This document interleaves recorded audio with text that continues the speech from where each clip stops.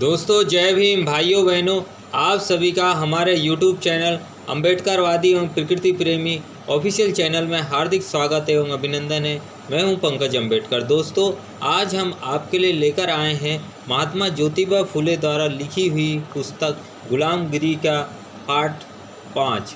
दोस्तों आइए शुरू करते हैं, जिसका टाइटल है नरसिंह, हिरण्यकश्यप, प्रहलाद, विप्र, विरोचन आदि के संबंध में। दोस्तों शुरू करते हैं। धोड़ीराव वराह के मरने के बाद द्विज लोगों का मुखिया कौन हुआ? ज्योतिराव नरसिंह। धोड़ीराव नरसिंह स्वभाव से कैसा था? ज्योतिराव नरसिंह स्वभाव से लालची, धोखेबाज, विश्वासघात करने वाला, विनाशकारी, क्रूर और भ्रष्ट था। वह शरीर से बहुत मजबूत और बलवान था। धोड़ीराव उसने क्या किया था? ज्योतिराव सबसे पहले उसके मन में हिरण्यकश्यप की हत्या करने का विचार आया। उसने यह अच्छी तरह समझ लिया था कि उसकी हत्या किए बगैर उसका राज्य मुझे मिलने वाला नहीं है। उसने अपना दुष्ट उद्देश्य सफल हो इसलिए बहुत दिनों से गुप्त हरकतें करना शुरू कर दिया था। उसने अपने एक दिव्य शिक्षक की ओर से हिरण्यकश्यप प्रहलाद नामक बच्चे के अबोध मन पर अपने धर्म सिद्धांत थोपने की वजह से प्रहलाद ने अपने हर हर नाम के कुलस्वामी की पूजा करना त्याग दिया। बाद में हिरण्यकश्यप ने प्रहलाद के भ्रष्ट हुए मन को पुनः अपने कुलस्वामी की पूजा करने के लिए अनुकूल करने की दृष्टि से हर तरह की कोशिश की। फिर भी नरसिंह की ओर से प्रहलाद को भीतर से मदद होने के कारण हिरण्यकश्यप के सारे प्रयास बेकार गए। अंत में नरसिंह ने उस अबोध बालक को अपने बहकावे में लाकर उसका मन इस तरह से भ्रष्ट किया कि उसने अपने पिता की हत्या करनी चाहिए। लेकिन इस तरह का अमानवीय कृत्य करने के लिए उस लड़के की हिम्मत ही नहीं हुई। इसलिए नरसिंह ने मौका देखकर ताजिया के बाघ के बनावटी स्वांग की तरह अपने सारे बदन को रंगवाया, मुंह में बड़े बड़े नकली दांत लगवाए और लंबे लंबे बालों की दाढ़ी मूछें लगवाई। वह इस तरह से नकली महाभयंकर सिंह बन गया। यह सारा स्वांग छुपाने के लिए नरसिंह ने जरी से बुनी हुई ऊंचे किस्म की साड़ी पहन ली और सती की तरह अपने मुंह पर लंबा चौड़ा घूंघट डालकर बड़े ही नखरे करते झूमते लहराते हुए उस बच्चे की मदद से एक दिन उसके पिता द्वारा बनवाए विशाल मंदिर में, जहां खंभों का तांता लगा हुआ था, वहां जाकर छुपकर खड़ा रहा। इसी दरमियान हिरण्यकश्यप ने सारे दिन शासन संभालते हुए थक जाने के बाद शाम होते ही अपने मंदिर के एकांत में गया और आराम करने के उद्देश्य से पलंग पर लेटते ही नरसिंह ने बड़ी तेजी के साथ सिंह का घूंघटा खोलकर आंचल को कमर में लपेटकर तथा उन खंभों की गर्दी से निकलकर हिरण्यकश्यप के बदन पर कातिलाना ढंग से टूट पड़ा। उसने अपने हाथ की मुट्ठी में छुपाए हुए बागनगों से उसके पेट पर वार करके उसके पेट को फाड़ दिया। इस तरह उसने हिरण्यकश्यप की हत्या कर दी।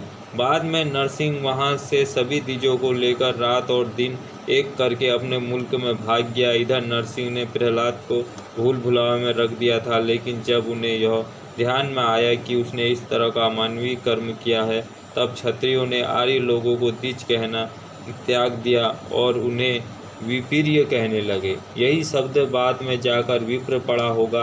अंत में हिरण्यकश्यप के बच्चों में से कुछ ने नरसिंह को पकड़कर उचित दंड देने की कोशिश की, किंतु नरसिंह ने हिरण्यकश्यप की राजसत्ता हड़पने की इच्छा छोड़कर केवल अपने मुल्क की ओर अपनी जान बचाते हुए जाते समय वह मर गया। धोड़ीराव फिर नरसिंह के इस तरह के अमानवीय कृत्यों की वजह से उसके नाम को लेकर बाद में कोई उसकी छी थू ना करे, वह इस डर से विप्र इतिहासकारों ने कुछ समय के बाद उचित समय को जानकर नरसिंह के बारे में यह सिद्ध करने की कोशिश की वह तो खंबे से पैदा हुआ। इस तरह उसके नाम के साथ कई झूठ मूठ की कल्पनाएं गढ़कर इतिहास में घुसेड़ दी गई होगी। ज्योतिराव, हाँ, इसमें भी कोई संदेह नहीं है, यदि वह खंबे से पैदा हुआ यह कहा जाए, तब उसकी गर्भ की नाल दूसरे किसी व्यक्ति ने काटी होगी।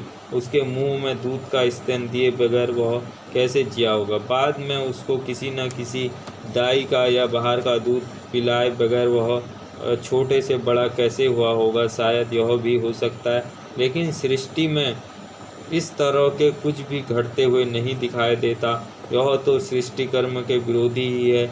इन धूर्त विप्र ग्रंथकारों ने नरसिंह को एकदम लकड़ियों के खंभे से पैदा कर दिया और उसे किसी की सहायता और बगैर इतना शक्तिशाली दाढ़ी मूछ वाला मूर्ख बना लिया कि उसने तुरंत ही हिरण्यकश्यप की हत्या कर डाली।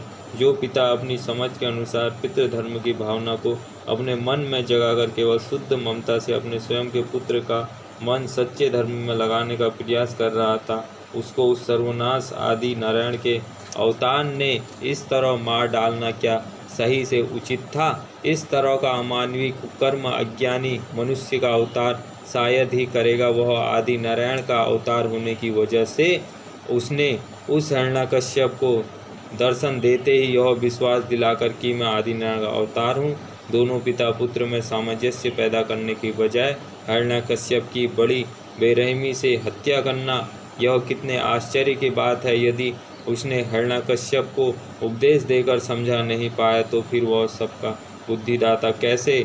इससे यह सिद्ध होता है कि नरसिंह को अपने पूना शहर की किसी सामान्य नारी से भी ज़्यादा अकल नहीं थी, जिसने यहाँ के पृथ्वी बृहस्पति कहलाने वाले एक विद्वान को केवल अपने मधुर शब्दों के मायाजाल में फंसाकर अपना गुलाम बना लिया। फिलहाल हिंदुस्तान में अमेरिकी और यूरोपियन मिशनरियों ने यहाँ के अपने कई युवकों को ख्रिस्ती बना लिया, किंतु उनमें से किसी ने भी किसी ख्रिस्ती युवक के पिता की हत्या नहीं की। यह कितना बड़ा आश्चर्य है धोड़ीराव।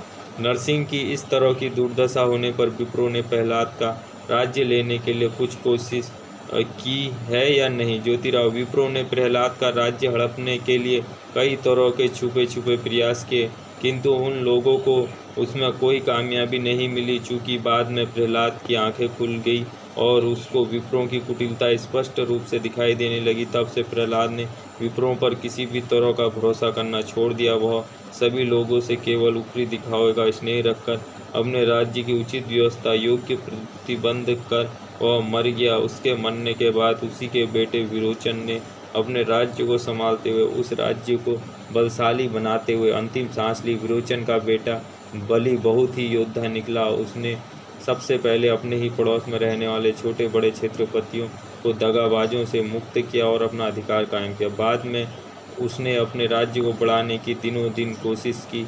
उस समय विप्रों का मुख्य बटु बामन था, उसको यह सब बर्दाश्त नहीं हो रहा था, इसलिए उसने बलि का राज्य एकदम लड़ झकड़ कर लेने के उद्देश्य से गुप्त रूप से बहुत बड़ी फौज तैयार की और अचानक बलि के राज्य की सीमा पर आ पहुँचा। वामन बहुत ही लोभी, साहसी और अड़ियल दिमाग वाला था। दोस्तों, हमारे महात्मा ज्योतिबा फुले ने इनकी मनुवादियों की पूरी पोल गुलामगिरी नामक पुस्तक में खोली गई है।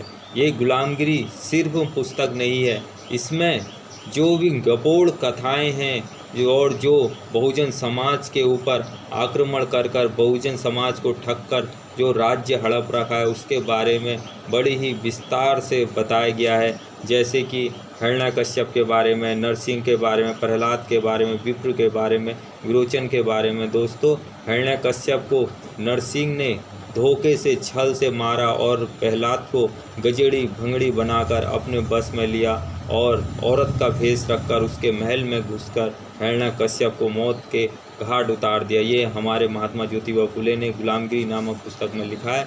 और बहुजन समाज के इतने राजाओं की, महाराजाओं की, इन मनुवादियों के पूर्वजों ने हत्या की है, लेकिन बहुजन समाज आज भी उन्हीं के धर्म को ढो रहा है और उन्हीं के उसमें चल रहा है और अपनी गाढ़ी कमाई मनुवाद में खर्च कर रहा है। दोस्तों, मनुवाद को छोड़ें, अपने पुराने धर्म बौद्ध धर्म में लौटें और एक सफल जिंदगी की शुरुआत करें। जय भीम, जय भारत, नमो बुद्धाय। वीडियो को ज़्यादा से ज़्यादा शेयर करें, हमारे चैनल को लाइक करें, सब्सक्राइब करें, जिससे कि हम आपके लिए इसी तरह की जानकारी लेकर आते रहें। जय भीम।